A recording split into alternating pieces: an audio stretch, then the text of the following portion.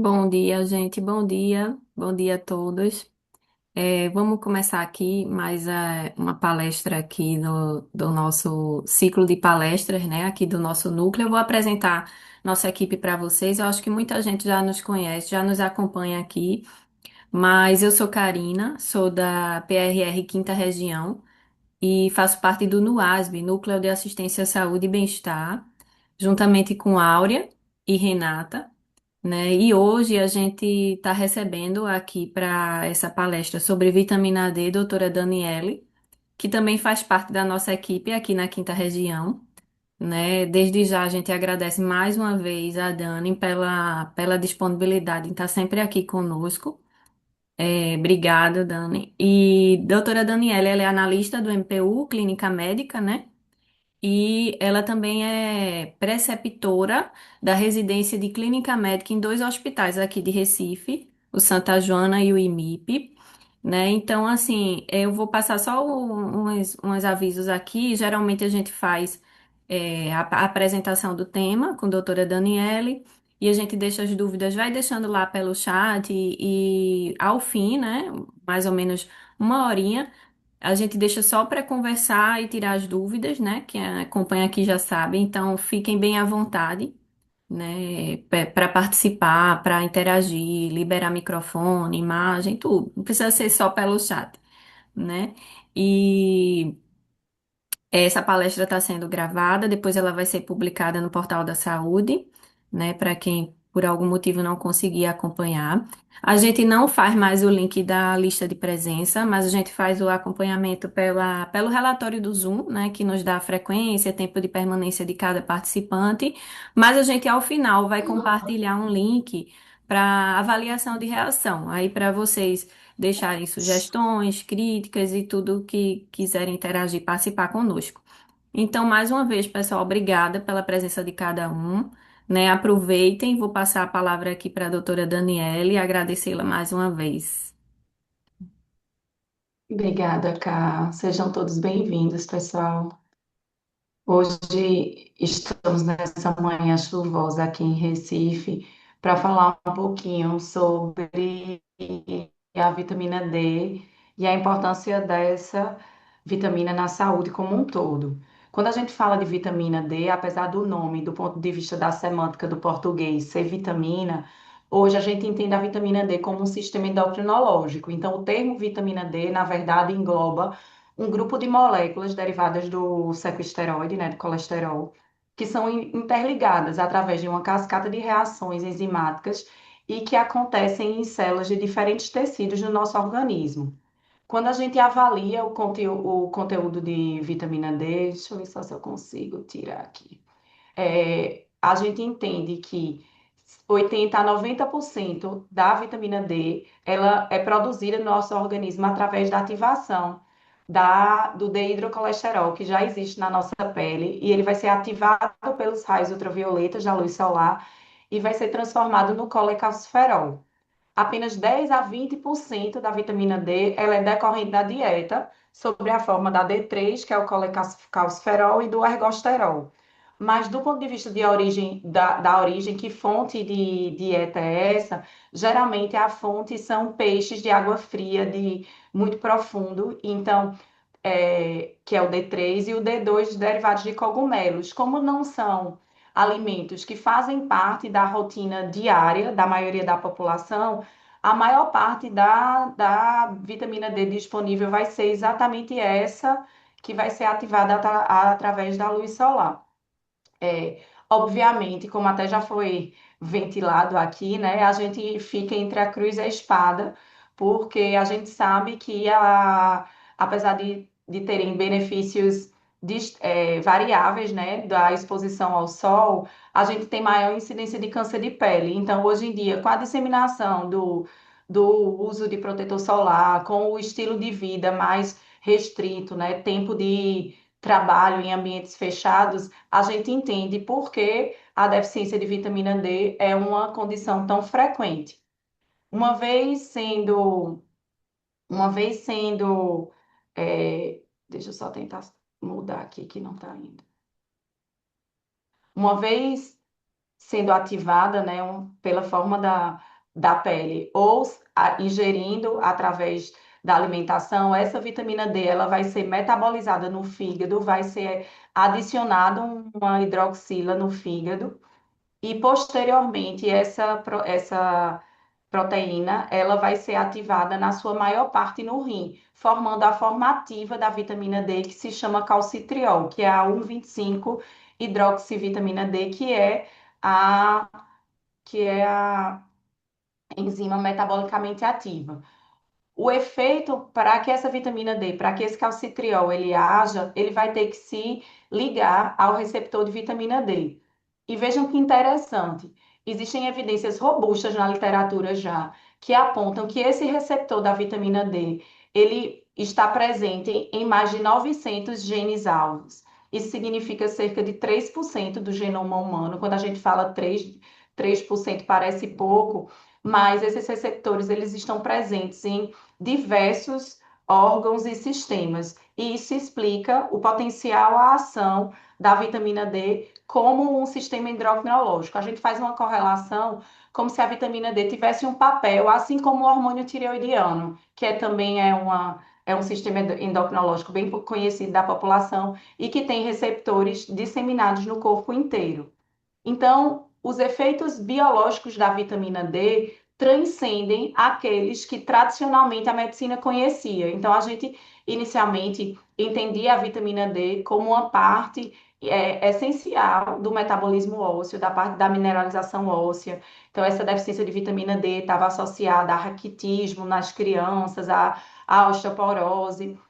Mas hoje, os efeitos sistêmicos eles são variados. Então, aqui eu trouxe diversos órgãos e sistemas que possuem receptores e cuja ação biológica já foi comprovada pela medicina. Então, o calcitriol fazendo parte do sistema de ativação renina, angiotensina, aldosterona, tendo impacto no sistema cardiovascular, inibindo algumas células, alguns proto-oncogenes, reduzindo aumentando, na verdade, as respostas imunes, melhorando motilidade de células brancas, fortalecendo a imunidade, reduzindo a inflamação dos vasos. A gente tem vitamina D ativando o pâncreas e, consequentemente, aumentando a secreção de insulina, participando do metabolismo da glicose. A gente tem a vitamina D participando de processos de hipertrofia cardíaca. Então, onde tem receptor de vitamina D, essa vitamina D tem um efeito biológico, por isso que hoje a gente entende a vitamina D como um sistema endocrinológico e não apenas como uma vitamina integrada ao sistema ósseo, como se previamente acreditava. Esse poder pluripotencial fez com que o interesse na vitamina D se avolumasse. Quando a gente compara, esse aqui é um dos principais sites de publicação médica, de pesquisa médica, quando a gente vê aqui são o número de papers, o número de artigos que foram publicados de 92, de 1992, olha como o volume de publicação ele era pequeno, e a partir de meados dos anos 2000, esse volume de publicação com relação à vitamina D, ele se avolumou. A gente tem mais de 100 mil artigos publicados sobre esse sistema endocrinológico.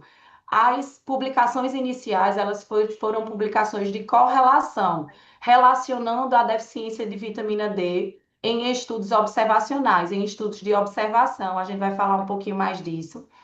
E quais foram, o que é que esses estudos começaram a encontrar? Começaram a encontrar que a deficiência de vitamina D estava associada a um maior risco cardiovascular, que a deficiência de vitamina D estava também associada a uma piora de controle glicêmico, que a deficiência de vitamina D tinha um efeito se correlacionava com o risco de anemia, sobretudo anemia inflamatória. Vitamina D também linkada a câncer. Então, diversos estudos observacionais apontando que deficiência de vitamina D poderia estar correlacionado com prevalência de diversos tipos de câncer. E efeitos também do ponto de vista de gênero, né, nas mulheres, transcendendo para a parte de fertilidade, de desfecho gestacional, de síndrome de ovários policísticos e, mais recentemente, a vitamina D como escudo anti-envelhecimento.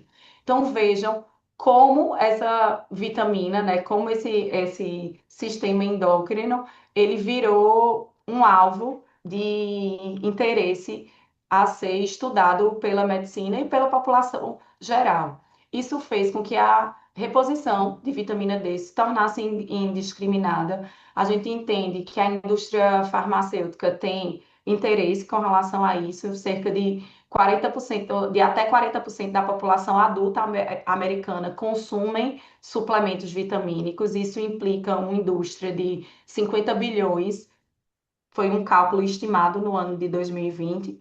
Então, a gente entende que diversas publicações começaram a apontar que essa deficiência estava associada a diversos desfechos clínicos, mas aí a gente precisou estudar o que é que de fato essa reposição ela implicava. Então, qual é o nível de evidência física, de evidência científica onde estamos hoje? Então, o que é que acontece? Além dos estudos de correlação, os estudos de correlação, eles vão avaliar dois eventos ao mesmo tempo através de um retrato populacional, de um retrato de uma amostra. Então, esses estudos observacionais, eles são passíveis de muitos vieses. Então, um exemplo aqui foi, por exemplo, eu posso ter um estudo que identifica que ataques de tubarão se correlacionam com vendas de sorvetes. Óbvio que não é a venda de sorvete que levou ao ataque de tubarão. Não existe uma relação de causa e efeito aí. Mas a gente precisa entender que existe alguma coisa nessa dinâmica, então provavelmente dias mais ensolarados, mais pessoas frequentando o mar, e isso que levou ao ataque de tubarão.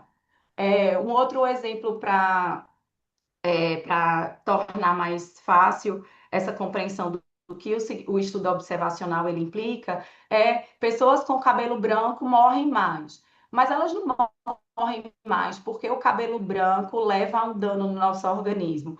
O envelhecimento aumenta o risco de diversas outras doenças. Então, quando a gente faz um estudo observacional, a gente precisa, é muito importante, eles são estudos muito importantes porque eles trazem uma luz a uma correlação, mas a gente vai precisar responder essas perguntas em estudos de intervenção, em estudos de desfecho, para que a gente consiga entender, além dessa correlação, se existe uma relação de causa e efeito. Quando eu falo, por exemplo, que a deficiência de vitamina D ela aumenta o risco de fratura, de queda e de fraqueza, e isso eu vejo vendo o percentual de fratura, queda, fraqueza muscular e cruzando com o percentual de deficiência de vitamina na amostra do estudo.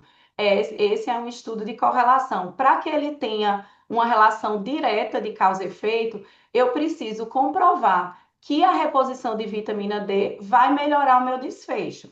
Então, esses foram os alvos dos estudos sobre vitamina D mais recentes. Qual é o problema? Por que é que existe uma polêmica muito grande ainda com relação à vitamina D? E eu trouxe alguns exemplos para que vocês entendam algumas dessas polêmicas. É que quando a gente faz um estudo de reposição, o ideal era que esses estudos eles fossem homogêneos, a gente tivesse, por exemplo, um consenso com relação a qual era a dose, qual era a forma de administração, os testes para dar o diagnóstico, a gente tivesse um teste padrão ouro, que os alvos terapêuticos fossem bem definidos. E atualmente, quando a gente vai destrinchar os estudos sobre reposição de vitamina D, a gente entende que os estudos foram feitos com doses diferentes, com grupos heterogêneos. Então, tem estudos que foram feitos com adultos idosos frágeis, com idosos frágeis, estudos que foram feitos com a população adulta saudável, os alvos terapêuticos distintos. Alguns estudos apontavam que o nível de insuficiência de vitamina D era acima de 20, outros que tinha que estar acima de 50. E os testes diagnósticos, eles não são padronizados. Então, para entender a deficiência de vitamina D, o teste utilizado, ele foi diferente em diferentes tipos de estudos também.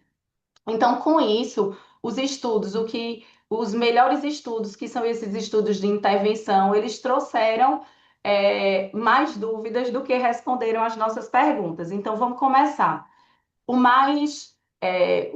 saber mais consolidado, digamos assim, desde sempre na medicina, era de que a vitamina D influenciava o metabolismo ósseo. E aí a gente começou a estudar essa suplementação de cálcio e vitamina D, sobretudo naquela população que tinha o maior risco de fratura, que são idosos institucionalizados.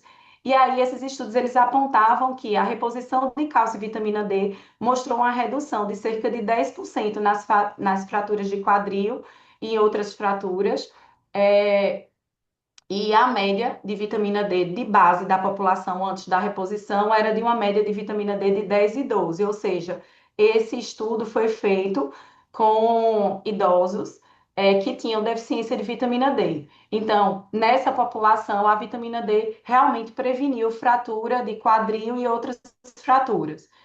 Em outros estudos mais recentes, como dois estudos bem famosos, que são o Estudo Vida e o de Health, eles não comprovaram benefício de redução de fratura e essa ausência na redução de fratura, ela se projeta por ser uma população mais heterogênea, então entraram na mesma população tanto adultos jovens que têm um menor risco de fratura quanto idosos, e no estudo The Health, por exemplo, a dose de vitamina D eram doses mais elevadas, dose da monta de 60 mil unidades de vitamina D mês. Então, se começou a se perguntar se essa dose elevada ela poderia justificar algum desfecho ruim.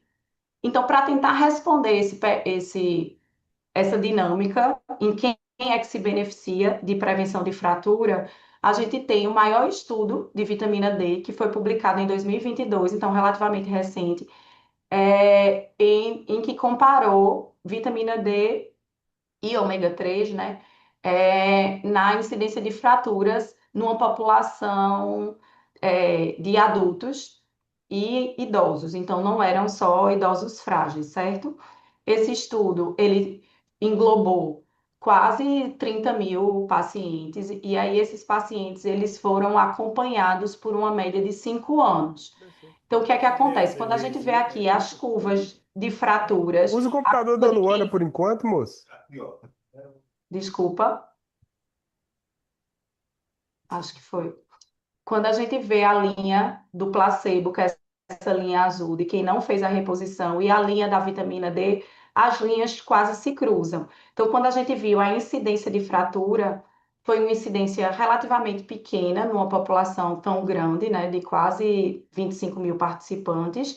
A gente teve um total de pouco mais de 1.500 fraturas, refletindo mais ou menos a dinâmica da população geral. Então, não houve diferença de prevenção, ou seja, de incidência de fratura com a reposição de vitamina D. O que é que se questiona é que é, em apenas 20% dos pacientes o uso foi combinado da vitamina D com cálcio. Então, daqui a gente tira da importância do cálcio nessa dinâmica de proteção óssea. Mas quando a gente estratificou diversos níveis de vitamina D, tanto para quem tinha deficiência de vitamina D, quanto para quem tinha nível suficiente ou até elevado de vitamina D, o benefício ele também não foi comprovado. Então, trouxe uma luz de que talvez na população saudável, que é a população alvo dessa amostra, essa reposição não implicou em benefício em saúde óssea. E também recentemente, em 2020, um outro estudo, ele trouxe um desfecho ósseo negativo. Então, essa curva em U aqui, ela mostrou que na população que tem deficiência de vitamina D, ela fratura mais, mas na população que tem doses elevadas de vitamina D, elas também fraturaram mais. Então, depois desse estudo, houve uma dose teto de vitamina D para evitar esse efeito em U. O efeito em U é quando a incidência da doença ela ocorre tanto na deficiência quanto no consumo exagerado das vitaminas. Então, vocês veem que em quatro exemplos apenas, né, de estudos que a gente trouxe aqui daquilo que a gente achava que era a pedra ouro da vitamina D, a gente ainda precisa esclarecer melhor em qual é a população que vai se beneficiar. Provavelmente é a população de maior risco para fratura. Quando a gente vai estudar, e desculpem, gente, é que como o computador ele desfocou quando eu baixei aqui no computador da série, mas eu acho que está dando para compreender. A gente vai trazer alguns outros dados com relação aos outros efeitos sistêmicos da vitamina D. Muito se fala com relação às doenças autoimunes, né? Então, naqueles estudos de correlação de observação, foi visto que a deficiência de vitamina D estava associada a um maior risco de infecção, a um maior risco de desenvolvimento de doenças autoimunes. Então, esse estudo vital, quando eu falar esse estudo vital, foi esse estudo bem grande, com 25 mil participantes, super bem desenhado, né? Um estudo de intervenção. Ele demonstrou, numa análise de subgrupo, que 22%, que houve uma redução de 22% no desenvolvimento de doenças autoimunes em quem fazia a reposição de vitamina D, sobretudo na prevalência de artrite reumatoide e polimialgia reumática. E aqui a gente está falando de uma intervenção que preveniu doenças, porque poucas coisas comprovadamente diminui a incidência de doenças autoimunes. Esse foi um dado muito importante.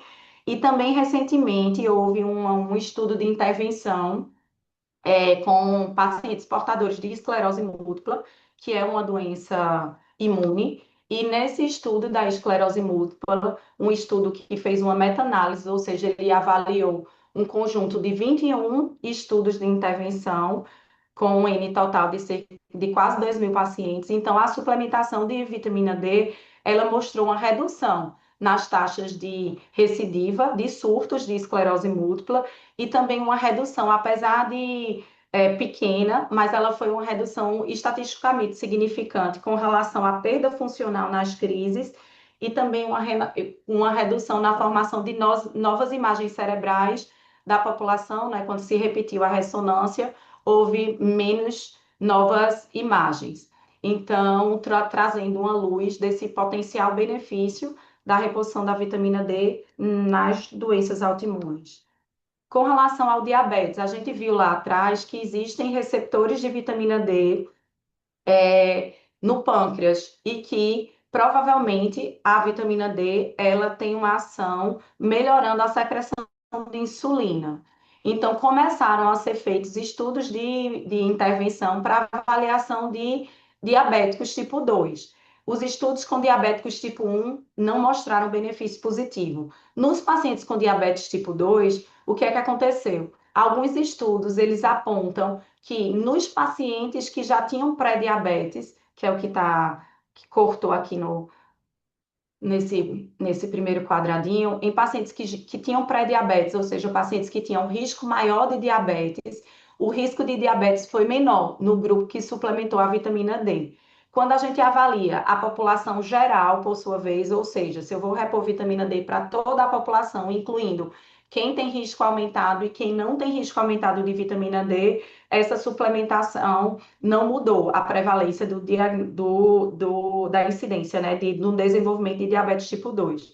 Significa dizer que a gente precisa encontrar quais são esses indivíduos que vão se beneficiar. Então, comprovadamente, os pré-diabéticos, os pacientes que têm um risco maior de diabetes, parecem que sim, que eles evoluem menos para diabetes do que quem não suplementa a vitamina D.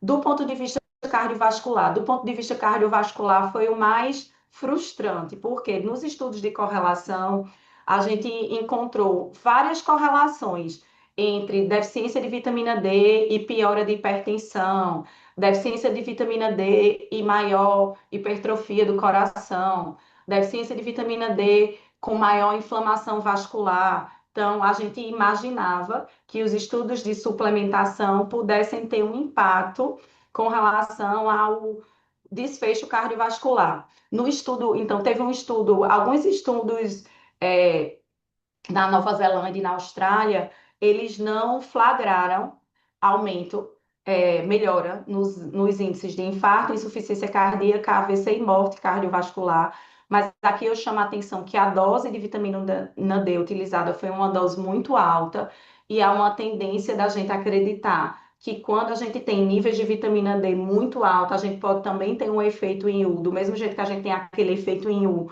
do ponto de vista de saúde óssea, que se ficar alta demais, ela pode prejudicar, muito se critica com relação a esse nível de vitamina D. E aí, na análise desse subgrupo do Vital, que foi aquele que suplementou 800 a 1000, ou seja, não suplementou dose alta, a gente não teve um benefício também. Então, a gente se pergunta se é porque a população foi uma população saudável, de baixo risco cardiovascular, por isso que a gente não conseguiu comprovar. Mas, do ponto de vista de evidência científica atual, a gente ainda não tem estudos positivos que demonstrem que suplementar a vitamina D vai melhorar o risco cardiovascular e vai reduzir a incidência de infarto, AVC e doença coronariana. Com relação ao câncer, a gente tem dados bem controversos e frustrantes também um pouco, nos estudos até mesmo de correlação. Então, alguns estudos de correlação mostravam que deficiência de vitamina D estava associada a câncer de mama invasivo. Por outro lado, tem estudos que mostram que doses elevadas de vitamina D podem aumentar esse risco de câncer de mama. Com relação a câncer de pulmão, os estudos foram bem conflitantes. Tinha estudo que mostrava maior prevalência e outro estudo que não mostrava correlação. E também com relação, mais uma vez, a câncer de pâncreas, suplementações maiores, ou seja, níveis mais elevados de vitamina D tendenciaram a estar associados a maior risco de câncer. Então, mais uma vez, a gente preocupado com aquele efeito em U, né? Tanto deficiência quanto elevação podem estar associados a piores desfechos no câncer. Mas vamos aos estudos de intervenção. Quando a gente foi fazer a intervenção, os estudos de intervenção, que são os três maiores, que é o de Health, o Vital e o Vida, no de Health não houve redução de mortalidade com doses de vitamina D, mas eram doses mais elevadas. Nos estudos com as doses certinhas de vitamina D, no Vital e no Vida, não houve um efeito com relação à população geral. Mas quando a gente estratificou, quando a gente separou, porque nos estudos de intervenção a gente tem os endpoints primários, né, os objetivos primários, e depois a gente vai, através de medicina e estatística, a gente vai estratificando a população. Quando esse estudo vital, que é aquele com cerca de 25 mil pacientes tomando as doses adequadas de manutenção de vitamina D, ele tendenciou a mostrar que houve uma redução de incidência de câncer metastático e câncer fatal numa magnitude de cerca de 17%. Mas esse benefício só foi presente nos pacientes com IMC normal. De toda forma, trouxe mais uma expectativa, né, de que nessa suplementação de vitamina D nos pacientes oncológicos o desfecho fosse melhor. É, e aí isso começou a ser pesquisado de uma forma como objetivo primário, porque o objetivo primário do Vital não era a avaliação oncológica. Outros estudos oncológicos começaram a ser feitos e a gente tem publicações com relação a câncer gastrointestinal. O Japão é quem melhor estuda câncer de estômago. Eles fazem rastreio de população saudável e eles têm os maiores diagnósticos de câncer de estômago. E no estudo japonês, infelizmente, não houve modificação de desfecho, então não houve diminuição de mortalidade, nem de sobrevida, nem de tempo livre de doença com a suplementação de vitamina D. Por outro lado, outros estudos ocidentais com relação ao câncer coloretal avançado foi um subgrupo de pacientes que tinham câncer metastático de intestino e que suplementaram vitamina D. Aparentemente, o grupo que recebeu a vitamina D, ele teve 2 meses a mais de sobrevida quando ele foi comparado com o grupo placebo. Então, na população oncológica, já existe uma ideia de que os pacientes oncológicos eles devem manter os níveis suficientes de vitamina D, mas a gente ainda precisa entender em que magnitude, até porque a gente viu que em estudos de correlação, níveis também muito elevados podem prejudicar. Com relação à mortalidade global, que seria um evento, um desfecho melhor, né? Prevenir, reduzir mortalidade, a gente tem. um estudo que é uma meta-análise, que é o tipo de estudo mais refinado, com 52 trials, somando cerca de 75 pacientes, e que não houve modificação de mortalidade com vitamina D3 nem com vitamina D2. Nessa meta-análise, ele jogou todo mundo no mesmo estudo. Quem estava suplementando com D2, população variável também, e nessa meta-análise não houve modificação de mortalidade. Por outro lado, uma outra meta-análise que agrupou cerca de 100 mil participantes, mas numa população de maior risco, né, daquelas mulheres acima de 70 anos, houve sim uma demonstração de que a vitamina D, e nesse caso foi a D3, eles só incluíram participantes que estavam repondo a D3 ao longo de 4 anos, reduziu a mortalidade quando foi feita a suplementação de vitamina D, num desfecho que é um desfecho duro, né? Um desfecho importante. A gente não consegue entender em que magnitude foi essa redução de mortalidade, no sentido se ela foi porque ela melhorou o desfecho de câncer ou se foi porque ela melhorou o desfecho cardiovascular. Então, estudos adicionais precisam ser feitos para a gente entender, mas a gente já tem um nível de evidência de que mulheres idosas se beneficiam da reposição de vitamina D. E aí, com tanta publicação diferente, com tanto paper sendo publicado e com tantas respostas ainda sem, com tantas perguntas, desculpa, ainda sem resposta, recentemente, em 2024, porque até 2017 a gente tinha, só para vocês terem uma ideia, 40 guidelines distintos que falavam com recomendações médico, né? E a gente tendo guidelines, que são publicações onde experts se unem para definir, né, a construção desse guideline, dando com recomendações completamente variáveis. Então, mais recentemente, a partir de 2024, a a Endocrine Society, ou seja, a Associação Americana de Endocrinologia, e a Associação Britânica de Oxford de Endocrinologia, elas se reuniram e elas publicaram dois que são as publicações mais consistentes do ponto de vista de vitamina D. E o que é que elas dizem? Qual é o consensus statement, né? O que é que essas sociedades, a partir de 24, elas passaram a recomendar para a gente? Então, inicialmente, vendo a recomendação de Oxford, certo? Da a recomendação europeia, inglesa. O que é que ele coloca? Ele coloca que em adultos saudáveis a gente não tem evidência de que seja necessário o screening e a reposição de vitamina D. E aqui eu ressalto que eu estou falando de adulto saudável, certo? Mas ele recomenda sim a reposição de vitamina D para indivíduos com mais de 75 anos de idade, por conta daquele estudo que eu falei para vocês, de que mulheres com mais de 70 anos tiveram uma redução de mortalidade. Eles recomendam também a reposição de vitamina D para gestantes e para pré-diabéticos, ou seja, pacientes que têm alto risco de desenvolvimento de diabetes, também por conta daqueles estudos que mostraram desfecho favorável. Obviamente, aqui, quando eu estou falando de screening, eu estou falando de quem não tem sintoma nenhum, certo? Quando eu falo assim, screening é um termo médico que a gente usa, que é eu vou dosar indiscriminado. O paciente não sente nada, mas eu vou dosar.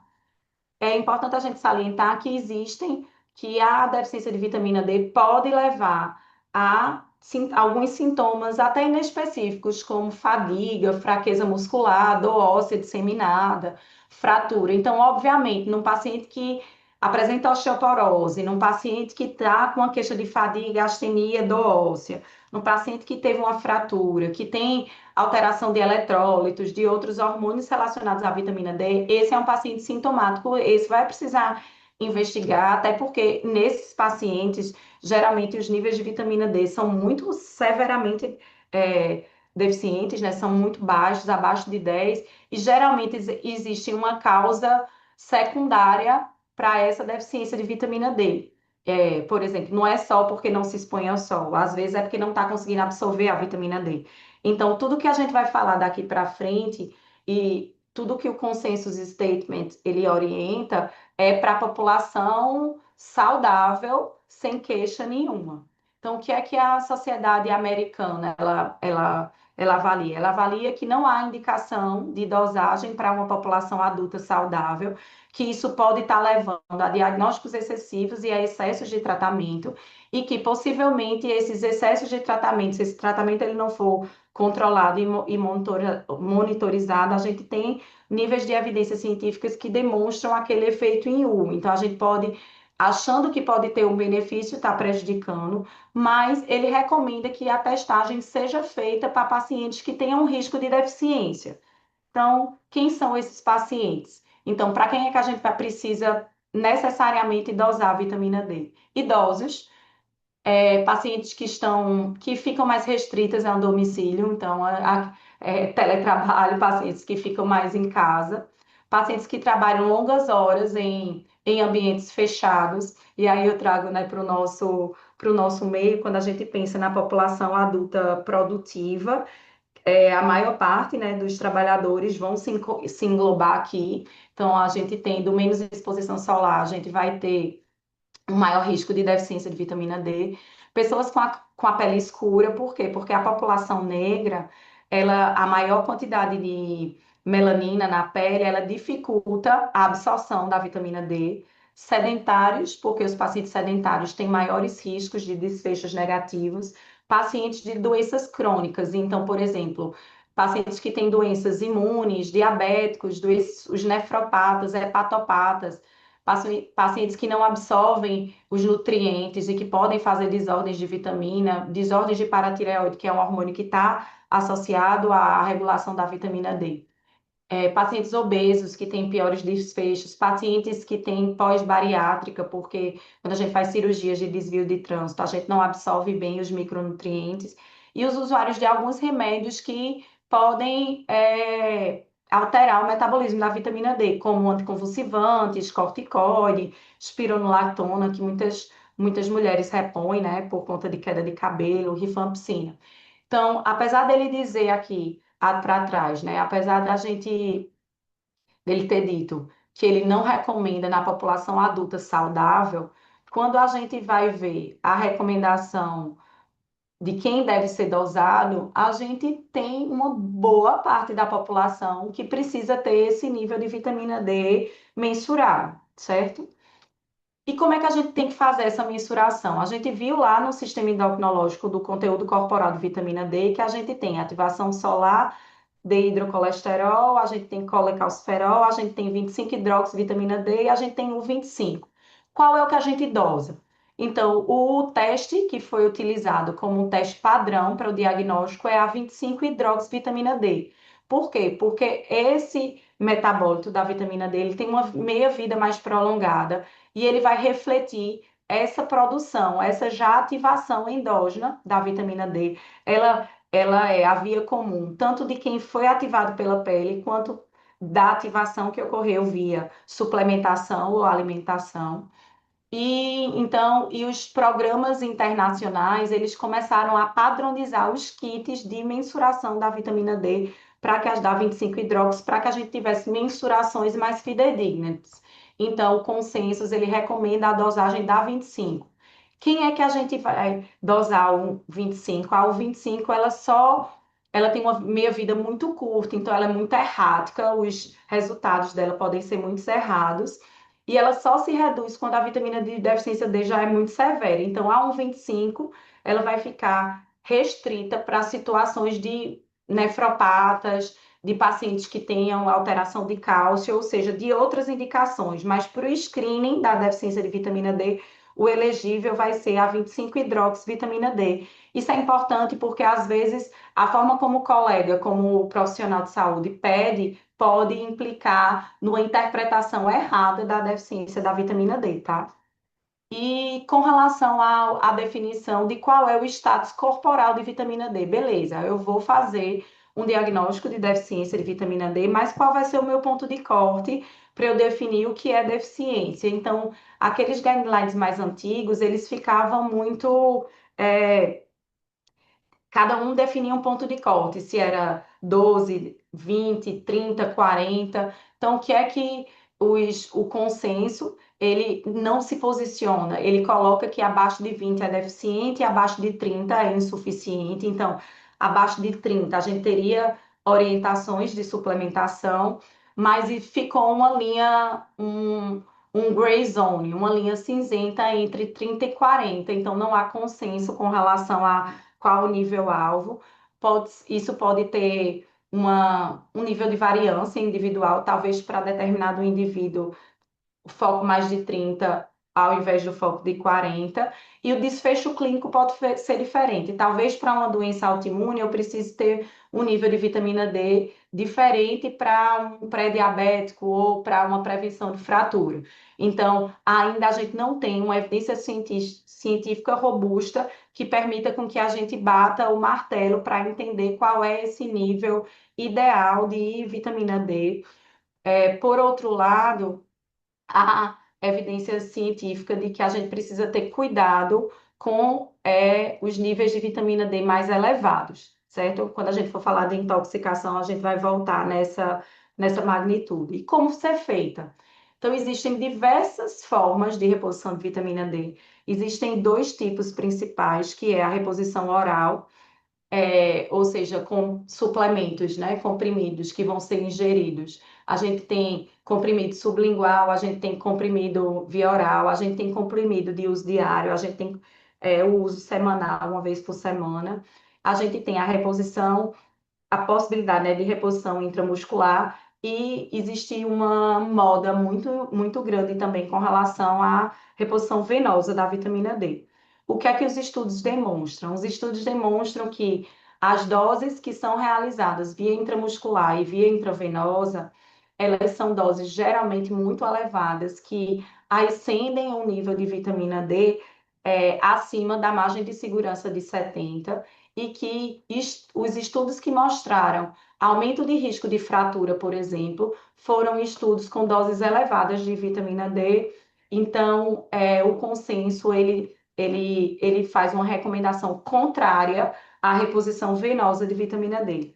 Ele refere que a reposição intramuscular ela pode ser feita desde que é, mantida uma reposição de até 60 mil unidades mês, mas aqui no Brasil não existe disponibilidade de vitamina D intramuscular, então só é feita de uma forma não regulada, de uma forma manipulada, então esse uso também não é aconselhado. Então, findou a reposição oral e aí estudos começaram a ser feitos entre fazer a reposição via oral diária versus a reposição intermitente uma vez por semana. Os estudos que mostraram desfechos positivos com vitamina D foram estudos com uso diário. Então, o consenso, o que é que ele fala? Se for possível, reponha diário a vitamina D. Se porventura essa reposição diária for problemática do ponto de vista de adesão, porque é muito chato ficar tomando medicação todo dia, que aí sim pense-se em fazer por semana. Mas naqueles pacientes que tenham, por exemplo, maior risco, que já tenham doenças imunes, pacientes com doenças oncológicas ou com fratura estabelecida, o ideal é tentar fazer o uso diário mesmo. E quais seriam as doses? Quais foram as recomendações de dose do consenso? É que sempre a gente vai o tipo de vitamina D que a gente vai repor vai ser o colecalciferol, a vitamina D3. Então a gente não vai fazer reposição da D2, porque lembra que aqueles estudos de mortalidade, estudos de desfecho positivo, os melhores estudos foram com D3 e não D2. Então a gente vai concentrar nossa escolha na D3, que é o colecalciferol. A gente vai também recomendar que essa ingestão ela vai variar 400 a 800 ou 800 a 1000 dia, dependendo do nível de vitamina D. Então, se o paciente tem nível de vitamina D entre 20 e 30, eu posso suplementar 800 a 1000. Se o paciente tem nível de vitamina D mais próximo de 20, mais próximo de 30 ou entre 30 e 40, quem recomenda dosar nesses níveis, repõe 400 a 800.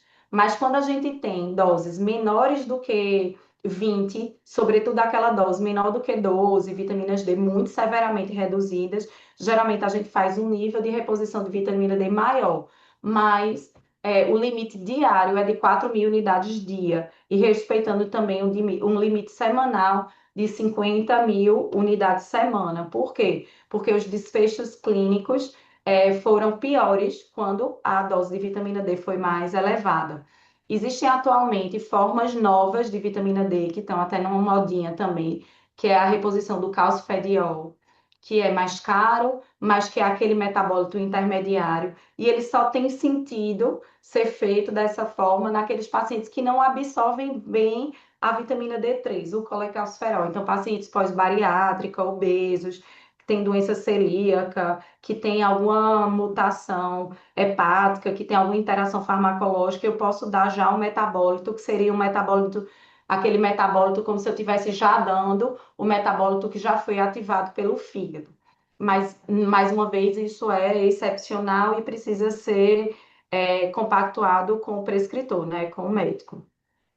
Com relação à toxicidade, a suplementação de vitamina D ela é segura, ela tem eventos adversos mínimos, então não precisa ficar tendo uma monitorização rigorosa, desde que você respeite o teto da dose.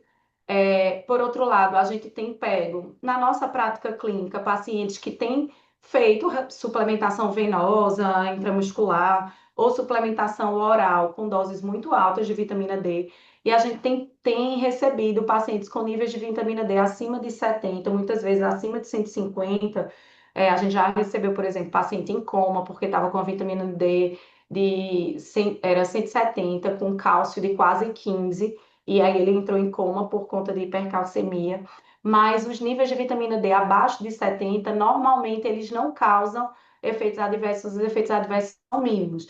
Então, se porventura eu encontro um nível de vitamina D acima de 70, eu preciso, como médico, dosar cálcio e calciúria, porque essas são as principais complicações da toxicidade, né, da intoxicação por vitamina D.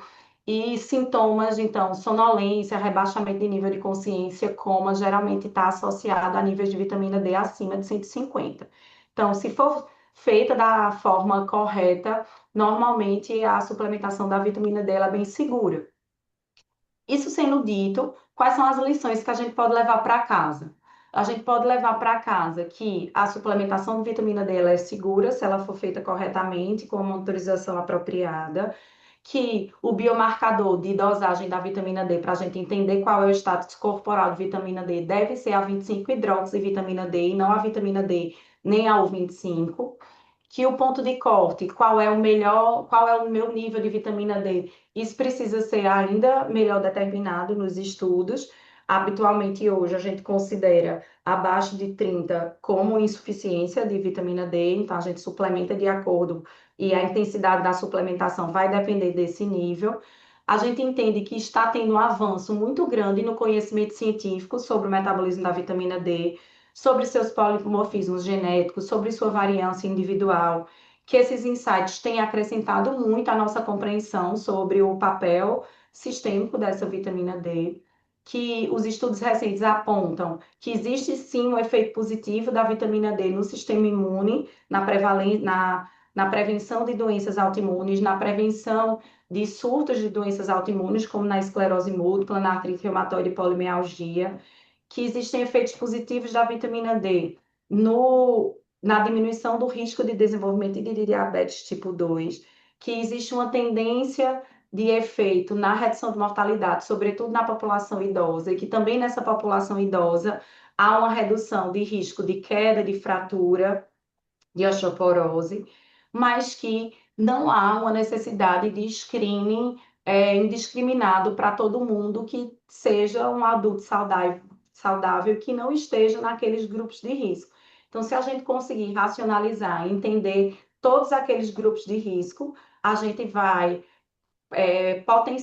potencializar o benefício dessa reposição, que os regimes de reposição diária parecem ser superiores ao regime de reposição semanal, mas que esse regime de reposição semanal ele é possível considerando a adesão individual. Então, esse esquema, se vai ser semanal ou diário, precisa ser pactuado, né, com o assistente, que a forma de reposição preferencial continua sendo o colecalciferol, a vitamina D3, e que outros análogos, como calcitriol, calcifediol, eles só devem ser restritos para situações específicas que precisam ser pactuadas com o assistente, mas que a gente precisa evitar as formas parenterais, tanto venosas quanto intramusculares, porque elas estão associadas a piores desfechos. E do ponto de vista de perspectiva futura, a gente tem perspectivas positivas com relação a tendências de desfecho positivo foram flagrados, né, no maior estudo de vitamina D, que é o estudo Vital, que foi aquele estudo com cerca de 25 mil participantes, e que se na população saudável a gente já teve essa tendência de desfecho positivo, provavelmente quando a gente replicar esses estudos nos pacientes de alto risco, ou seja, naqueles pacientes já com doença oncológica ou com história familiar de doença autoimune ou história de doenças autoimunes propriamente dita, esse benefício ele vai ser ainda maior, mas que novos estudos estão em andamento e que a gente provavelmente vai ter novas respostas em breve. É isso que a gente tem como perspectiva de futuro. Então, acredito que a gente entende como como esse sistema endocrinológico, eu não gosto nem de chamar de vitamina, eu gosto de falar como que esse sistema endocrinológico da vitamina D ele é importante e como ele pode ser um alvo muito interessante para desordens sistêmicas diversas. Então, essa era isso que eu queria trazer, não só do ponto de vista do que a gente tinha daqueles estudos de observação, mas também o que é que a gente está tendo, o que é que a gente está encontrando do ponto de vista de estudos de causa e efeito, de estudos de intervenção, porque eu acho que não basta, se a gente for suplementar, ou se a gente for repor de uma forma indiscriminada, sem entender os efeitos adversos que isso pode acontecer, e sem ganho, sem mudar desfecho, a gente está gastando dinheiro desproporcionalmente também. Então, a gente precisa usar nossos esforços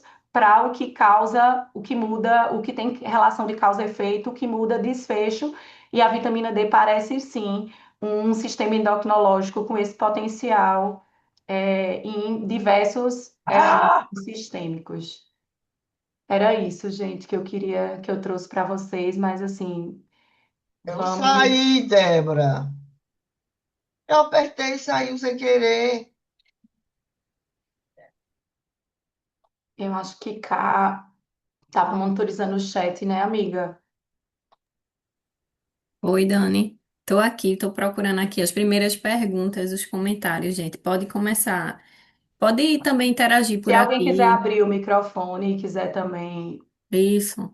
perguntar, fiquem à Deixa eu voltar vontade. aqui, que eu acho que lá no iniciozinho já teve um Daniela, comentário. você falou em doenças autoimunes, no meu caso, que eu tenho fibromialgia, eu falo rapidamente. Isso, a fibromialgia no estudo Vital, que foi aquele estudo maior, a suplementação de vitamina D, ela diminuiu a prevalência, ou seja, o diagnóstico de fibromialgia, a gente diminuiu a o diagnóstico de fibromialgia, né, a prevalência de doença. Então, a nossa ideia hoje para os pacientes que tenham doenças autoimunes estabelecidas, sobretudo essas que os estudos mostraram efeito positivo, é que se você tem alguma dessas doenças autoimunes, o seu nível de vitamina D precisa ser suficiente. Então, é necessário fazer a aferição da dosagem da vitamina D para poder avaliar qual vai ser o nível de reposição. Eu já tomo dois tipos de vitamina, porque agora eu dei, que vem junto, porque eu tomo grambera e tem junto vitamina D. E tem outro também que eu tomo que tem vitamina D também. Isso, não basta tomar vitamina D. Para quem já tem o desfecho, por exemplo, pacientes que têm doenças autoimunes, paciente que tem esclerose múltipla, que foi o maior estudo de doença autoimune, foi com esclerose múltipla, paciente oncológico, ele precisa suplementar a vitamina D e precisa pactuar com seu médico assistente os alvos. Então, a gente vai, uma vez a gente suplementando essa vitamina, o seu nível, ele precisa ser monitorizado. Normalmente a gente começa a suplementação e cerca de 3 a 6 meses, né? Varia dependendo do nível de vitamina D que era o inicial. Você precisa repetir e entender se está dentro da dose correta, até porque é como a gente conversou, doses deficientes e doses muito elevadas podem estar associadas a piores desfechos. Então, é importante a suplementação, mas é importante pactuar com o médico assistente como essa suplementação vai ser feita. E aí é preciso discutir com o colega que está fazendo a assistência da sua fibromialgia. É, eu acho que eu. Tem um comentário, foi o primeiro aqui que Iris deixou.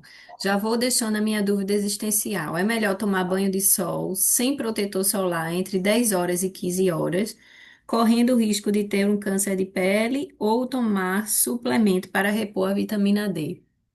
Para ativação da vitamina D, essa ativação solar, o paciente ele precisa estar exposto a mais de 1 hora no pico da incidência da radiação, que seria essa exposição solar, preferencialmente entre as 10 e as 14, por razões óbvias, né? Por conta do risco, a gente está aqui num país tropical, onde a gente vai ter exposição solar a maior parte do tempo. Se a gente for utilizar dessa exposição, a gente vai necessariamente aumentar o risco de câncer de pele. Então, a recomendação continua a ser usar protetor solar, é uma forma de prevenção. E como a suplementação de vitamina D é uma suplementação, como eu falei, segura, então a gente direciona a questão exatamente para essa suplementação. Até porque hoje em dia, inclusive, existem produtos leite e derivados, né, que estão suplementando cálcio, vitamina D. Então, existem algumas calculadoras que você pode calcular mais ou menos quantos,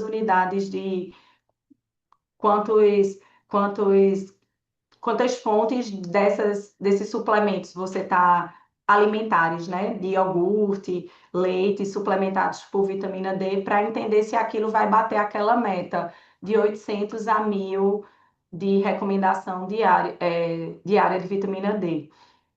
Por outro lado, geralmente fica muito mais caro, porque eles são geralmente mais caros, e os comprimidos, né, os suplementos de vitamina D, eles baratearam muito o custo. Então, você precisa encontrar um meio de campo aí nisso, até porque as fontes naturais de vitamina D, sem ser essas fontes quimicamente suplementadas, os peixes têm que ser um peixe de profundidade elevada, de água fria, que não é o nosso peixe, não é o salmão que a gente consome aqui, não é o nosso peixe rotineiro. Então, cogumelo não faz parte da rotina da maior parte da população também. Então, se a gente utilizar uma fonte alimentar não suplementada, aí a gente não vai conseguir bater essa meta. E para quem tem grupo de risco, para quem é daquele grupo de risco, muitas vezes não consegue segurar, porque a quantidade de, de ingesta desses produtos diária ia ser muito grande.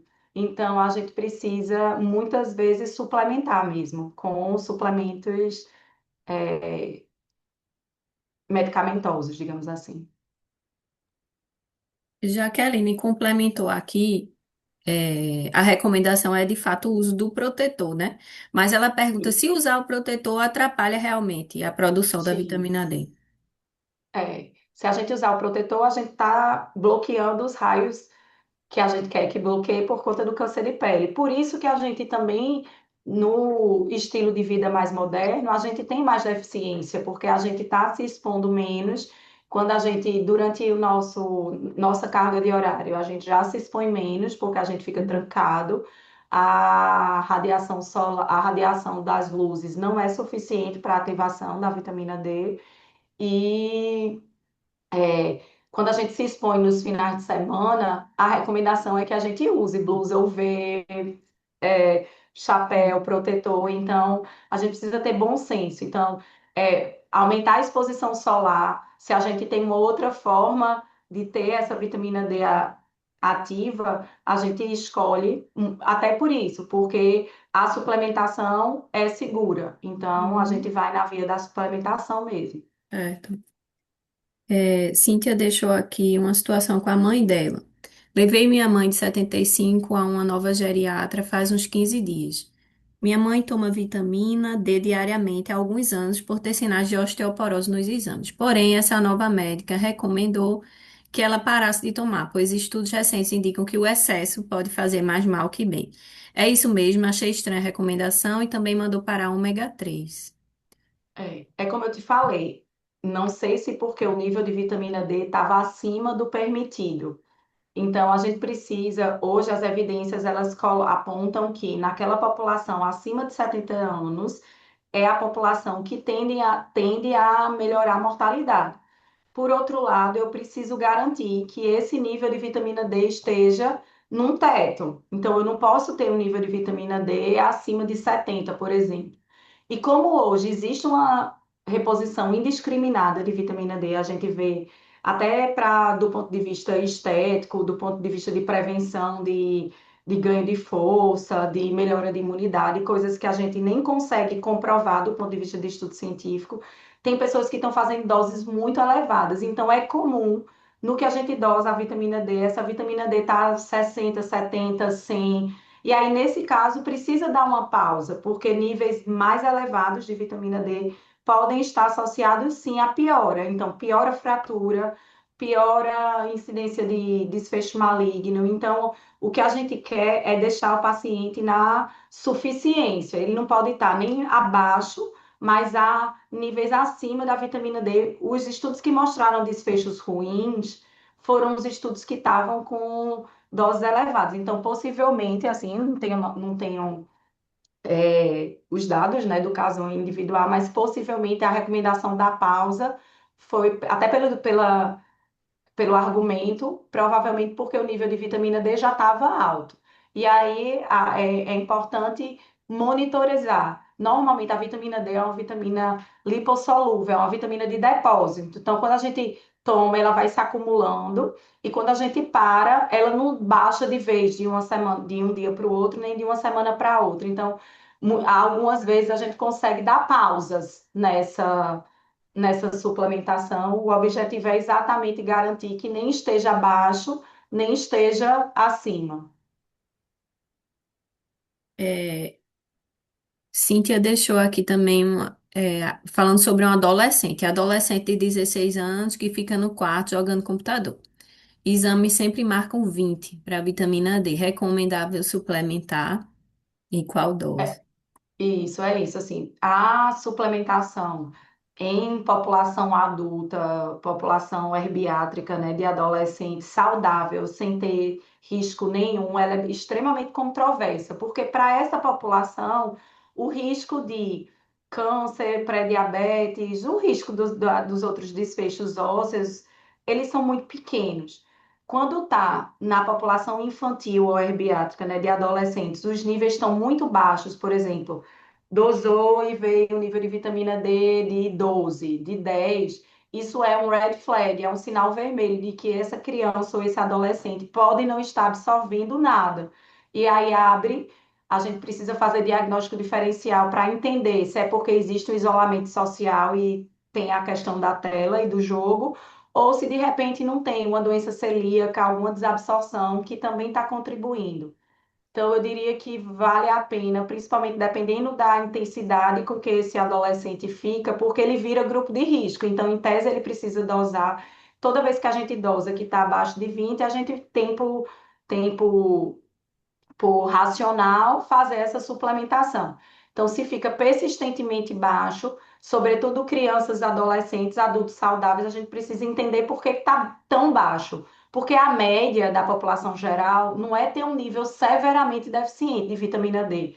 Com o nosso estilo de vida de trabalho em ambientes fechados, de fotoproteção, a gente fica ali na média flutuando entre 18, 25, 30, alguns até conseguem se manter acima de 30 quando tem uma exposiçãozinha a mais no final de semana, mas níveis severamente reduzidos, e a gente considera severo abaixo de 20, abaixo abaixo de 12 é um ponto de corte bem estabelecido para investigação de causas outras além da não exposição.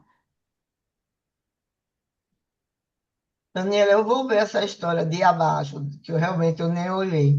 Eu nem já olhei, mas não vejo. Eu tomo a ômega 3 todos os dias. Não vou dizer todos os dias que eu esqueço, mas o normal eu já faço o negócio junto com todos os outros medicamentos, então eu considero que eu tomo todo dia. Mas como eu tomo ômega 3 exatamente com o remédio que é depois do almoço, eu levo aí para a procuradoria, às vezes eu passo, mas normalmente eu vou tomar todo dia. O ômega 3. Além do ômega 3, eu já faz 30 ou 40 dias que eu estou tomando a Andera de 3 vezes aqui. Tem Andera vezes 3x, que também tem outras vitaminas, C, silênio. Mas o médico passou, o cardiologista, botou 30 dias. Mas quando acabou, eu peguei e comprei o segundo. É Tomo esse. importante, o Adera é uma vitamina D. Se você está tomando mais de uma forma de reposição de vitamina D de suplemento, então, precisa haver a monitorização. Então, precisa pactuar com o médico que está assistindo, perguntar, entender qual é a sua demanda, a sua necessidade individual. Porque como existe uma variância, foram feitos estudos de gêmeos e de gêmeos univetelínicos, então existe um polimorfismo genético, existe uma variância individual. Para algumas pessoas, o nível de suplementação vai ser do limite menor. Para outras, eu vou precisar aumentar.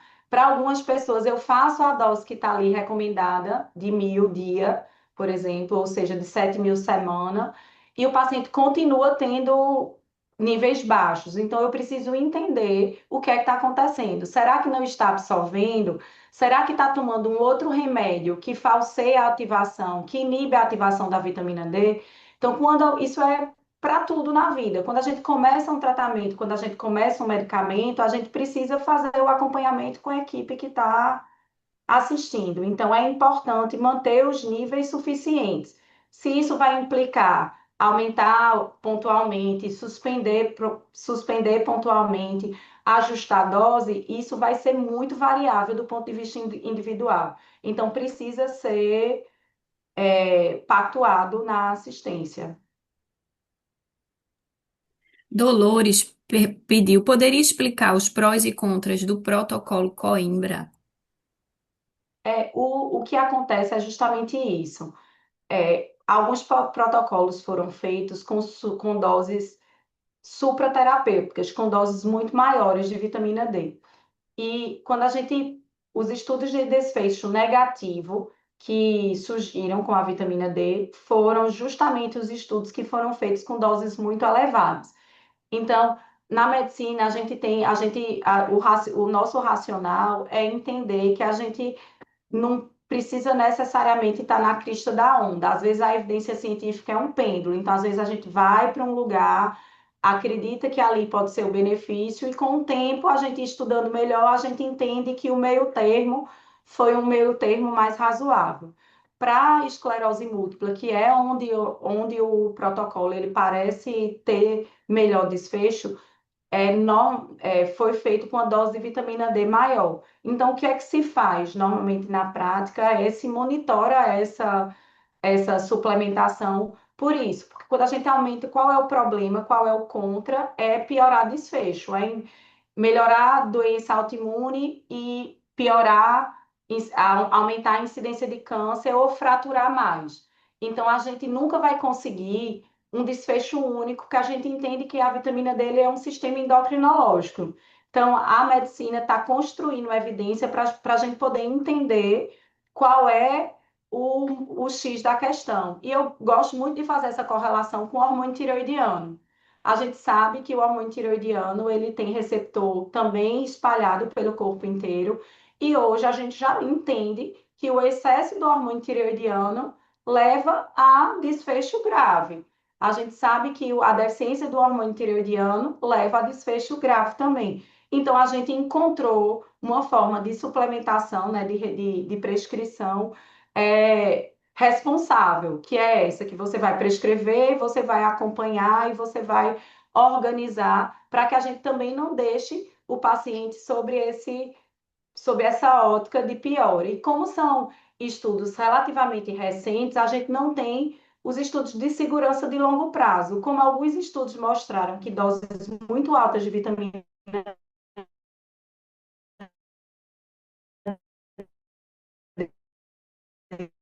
D é que é importante ajustar. E é isso que os estudos eles estão procurando encontrar. Qual é o nível para cada desfecho que a gente quer prevenir. Isso é uma coisa que é dinâmico, que hoje está de um jeito, daqui sendo construída para a gente ter mais segurança. Eu diria que o importante é acompanhar, porque níveis, como eu falei, níveis acima de 70, níveis acima de 100 já acendem um sinal vermelho de pior desfecho. Então, se a gente segurar naquele nível não arriscado, provavelmente a gente vai ter ganho. E aí é isso que precisa ser construído e individualizado, porque eu posso ter feito um estudo com uma dose muito alta, mas, de repente, se eu fizer esse mesmo estudo com uma dose intermediária, eu posso ter o mesmo desfecho. Então, é isso que a gente está precisando entender. Qual é? A gente precisa de, é, de uma relação de segurança. Então, é uma relação de avaliar risco e benefício. Essa relação de risco-benefício, ela precisa ser bem ponderada. Dani, agora na pediatria. Minha filha tem 2 anos e desde os 6 meses repõe vitamina D. Pediatra disse que era um protocolo, não dosou a vitamina D. Queria saber se hoje, peraí que tem algo que está cobrindo, estudos que comprovam o benefício de suplementação de vitamina D em bebês, crianças saudáveis. Se há, né? Se há estudos. Em bebês, na população pediátrica, a suplementação de vitamina D ela entra para prevenção de raquitismo e osteomalácia. Então, ela funciona sem necessidade necessariamente de monitorização. É igual o consenso inglês. O consenso inglês, o consenso europeu, ele recomenda, por exemplo, que idosos acima de 75 anos suplementem a vitamina D, independente da minha mensuração. Então, em bebês, em crianças até 2 anos de idade, a Sociedade de Pediatria também tem feito essa suplementação por conta de prevenção de raquitismo, osteomalácia, que são doenças específicas da criança, assim, muito mais prevalentes na criança. Se porventura o pediatra achar que por alguma justificativa clínica, por algum problema individual, aquela criança tem algum problema de absorção ou tem alguma outra doença hepática, enfim, qualquer outro sinal de alarme que sinalize para que essa vitamina D não esteja sendo absorvida, aí esse pediatra vai pactuar a investigação com exames complementares, mas não é obrigatório fazer dosagem de vitamina D em bebês. A suplementação entrou como rotina mesmo. É, Tony pergunta o seguinte: tomar banho de água quente ou usar sabonete logo após a exposição ao sol interfere na síntese da vitamina D ou a remove da pele? Não, porque não é que ela vai ficar na pele. O que acontece é que a gente já tem aquela pré-molécula abaixo da pele e não é o calor que ativa ela. O que vai ativar ela é a radiação ultravioleta do raio solar. Então, o que você vai fazer depois não vai prejudicar. O que vai prejudicar é a barreira física, é o bloqueio para que essa radiação, para que essa luz ultravioleta ela atinja a pele. Então, se a gente usa blusa UV, chapéu, protetor solar, a gente vai ter uma ativação da vitamina D menor. Mas é mais uma vez o que a gente já conversou. A gente não está aqui recomendando essa exposição de pele assim, porque, assim, aumentar a exposição cutânea como fim de ativar a vitamina D, ela vai trazer um maior risco de câncer de pele. A gente já tem câncer de pele numa prevalência grande, porque somos um país que a gente está no trópico e que a gente tem sol, principalmente aqui no Nordeste, a gente vai ter sol quase que o ano inteiro.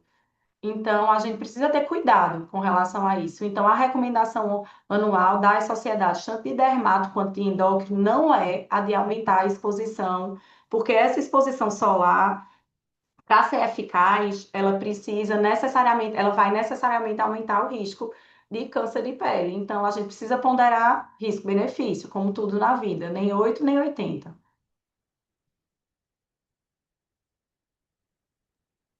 Perfeito, Dani. E podem continuar, pessoal. Quem quiser participar, tem aqui um tempinho ainda para a gente interagir. Acho que no chat, eu acho que eu já li todos. Se eu pulei de alguém, também pode falar aqui. Não sei se eu pulei, mas acho que não. Teve Mas só uma pessoa que perguntou foi. agora, tá, que a É. exposição precisa ser direta Ah, é. e a exposição precisa ser direta e prolongada. É. Então, por isso que a gente não vai conseguir necessariamente, mas, por exemplo, a gente estimula a prática de atividade física nos extremos. Então, se você vai praticar um exercício 5, 6 horas da manhã, você pode não usar blusa UV, você pode, às vezes o boné, né, o óculos a gente recomenda porque é rosto e aí tem as questões do envelhecimento da pele, do rosto, mas aí nessas situações é o que a gente, aquele bom senso do que a gente fazia para os bebezinhos, daquele banho de sol nos horários, porque a incidência de radiação ultravioleta nos extremos ela é pequena, mas assim, dificilmente essa exposição sozinha vai ser suficiente se você tiver com depressão importante da vitamina D. Mas tem estudo que mostra que a prática de exercício físico ao ar livre, com essa exposição solar moderada, num tempo que não seja o pico, né, das 10 às 14, ela melhora desfecho, ela melhora desfecho físico. Então, o paciente ele tende a se sentir melhor, ele melhora a endorfina, ele melhora rendimento, então aqueles ganhos do exercício ao ar livre, eles parecem superar o exercício que é feito dentro da academia, por conta desse status maior, sabe?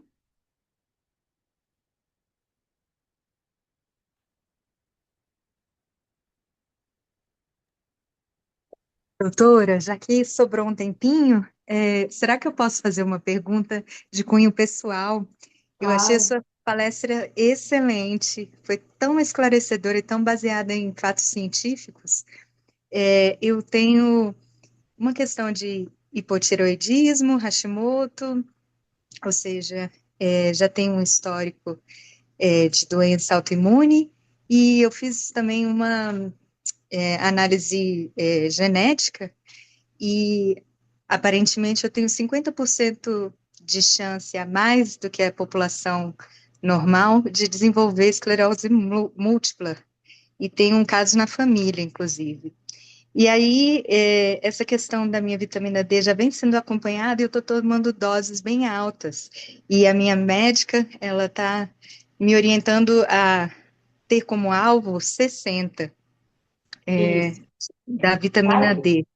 Isso, assim, para a esclerose múltipla propriamente dita, como o estudo que mostrou esse benefício foi um estudo com dose mais elevada, então, para pacientes que já têm esclerose múltipla ou para pacientes que têm histórico familiar, por exemplo, ou seja, que têm alto risco de desenvolvimento de esclerose múltipla, a nossa tendência é deixar entre 50 e 70.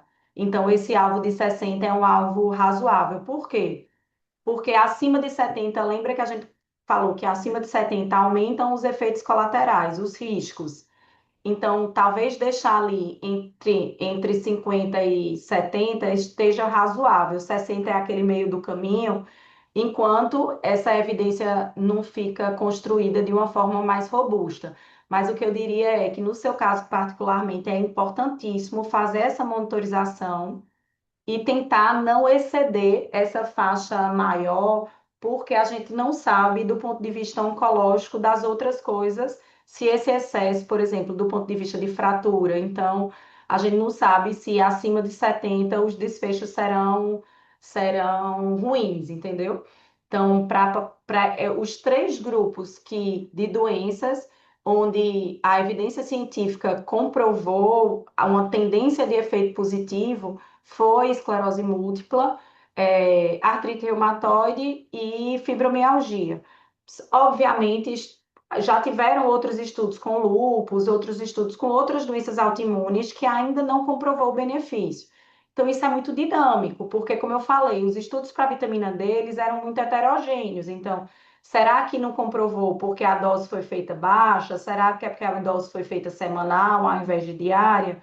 Então, geralmente, quem tem assim, hoje, como a gente está construindo um nível de evidência de uso oral diário, por exemplo, ao invés do uso semanal, de não aumentar acima de 4.000 por semana, nem de aumentar teto de 70 de nível sérico, o que eu diria é vai construindo e o tempo vai guiar quais são as nossas metas. Aí, para a esclerose múltipla, como teve esse estudo com dose maior, agora o estudo não foi tão grande, o follow-up não foi tão grande. Eu acho que os novos estudos vão ajudar para a gente entender se a mesma segurança, o mesmo endpoint foi visto, vai ser visto quando a gente suplementar a dose menor. Mas até não saírem os novos estudos, a gente tem posicionado entre 50 e 70 mesmo.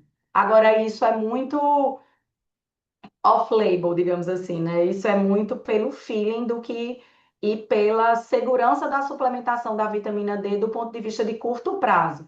Então, a gente precisa sempre sair acompanhando esses estudos. Por exemplo, o Vital foi um estudo que ele continua acontecendo. Então, aqueles pacientes lá que eu falei, né, que foram seguidos por um período de quase 5 anos, eles continuam em acompanhamento, exatamente para a gente entender se o desfecho depois de 10 anos vai ser diferente, entendeu? Então, a gente precisa construir evidência mesmo. Mas isso tem sido uma tendência, e isso é muito pontual numa população, particularmente, ou já com diagnóstico, ou já com história familiar, sem um risco oncológico maior para as outras coisas, porque algumas vezes, dependendo do tipo de paciente, nos pacientes oncológicos, qual é essa dose teto que aumentou o risco, está sendo estudado também, sabe? Então, assim, é pesar pró e contra, como é uma prática nossa mesmo. Excelente, muito obrigada, doutora. E eu aproveito para fazer mais uma perguntinha. Se eu não me engano, a senhora já deu outra palestra sobre a tireoide, não é? E, Ela está disponível? Onde que eu posso encontrá-la, por favor? Cá, tu consegue responder? Consigo, ela fica disponível no portal da saúde. Se você quiser me deixar seu nome, eu posso tentar te mandar o link dela. Eu acho que eu não peguei teu nome, não, não.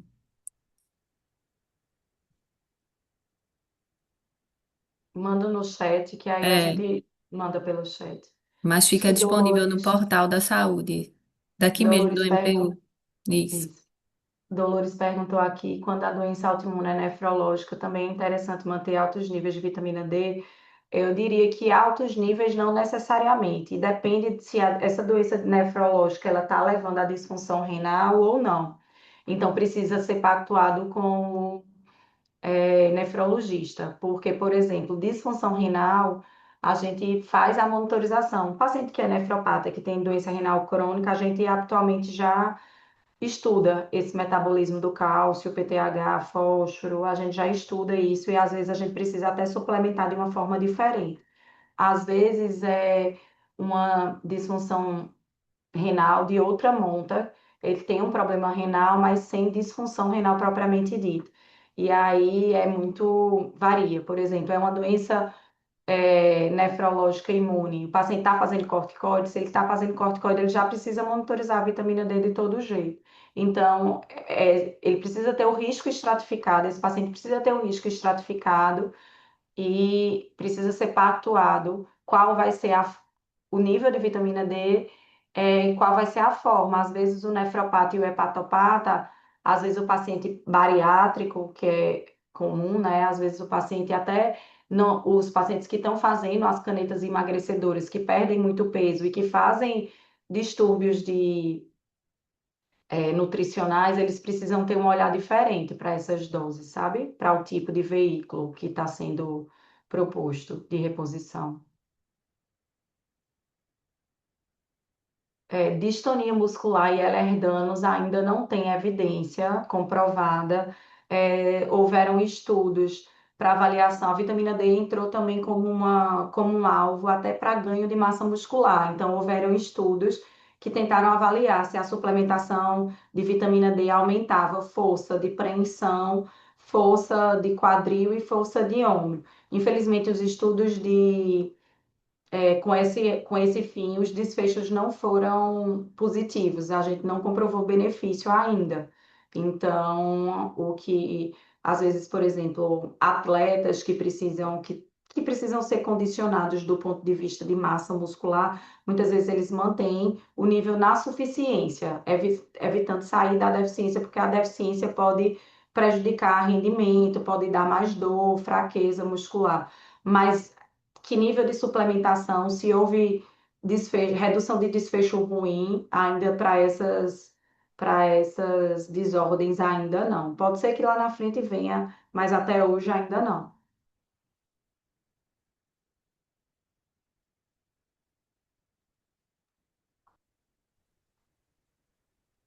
Acho que o chat encerrou, não foi?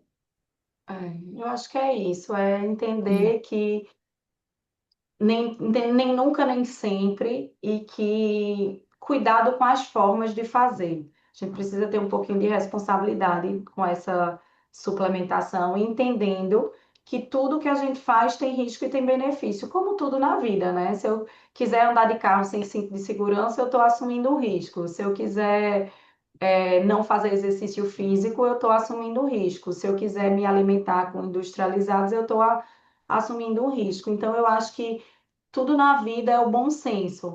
E a gente está muito otimista para que essa robustez e esses insights que têm se avolumado nos últimos anos, que continuem assim, que a gente continue tendo essa perspectiva, porque o que vier para melhorar desfecho, para a gente será bem-vindo. A gente só precisa fazer de forma responsável para que a gente também não exponha uma população a um risco sem benefício estabelecido.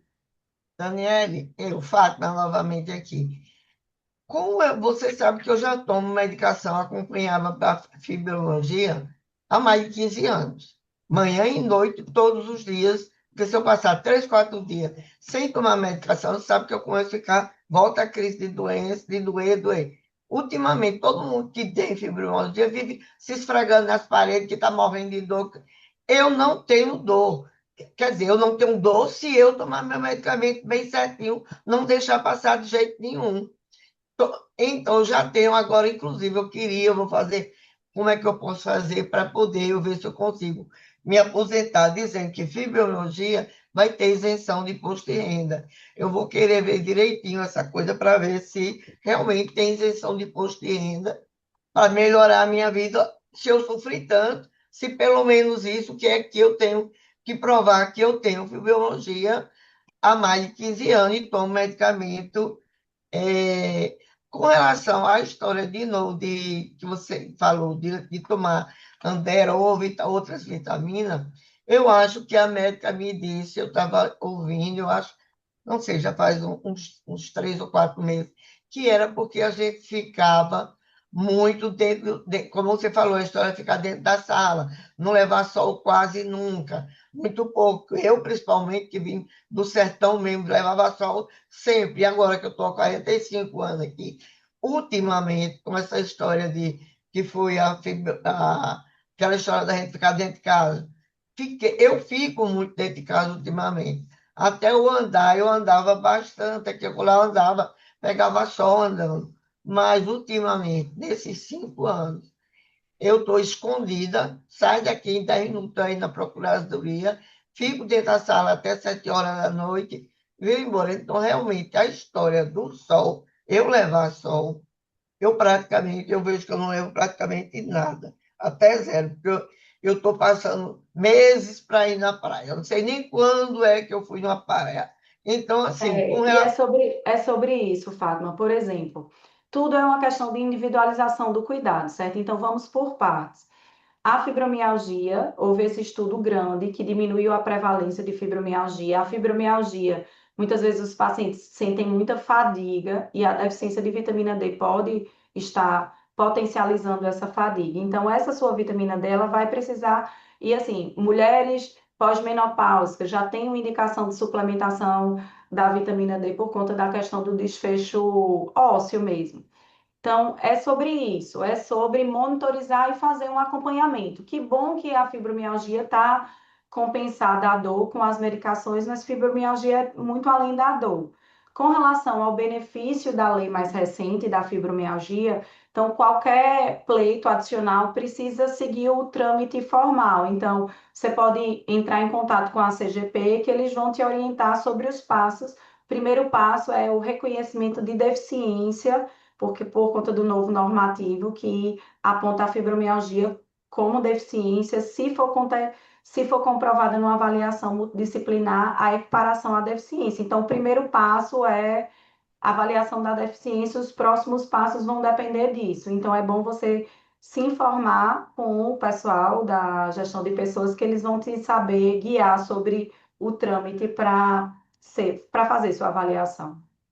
Eu acho que eu também vou ver, que eu não li a lei nenhuma vez ainda, que já foi aprovado. Eu não, preciso primeiro também ler a lei para poder ver se. Isso, é importante se informar.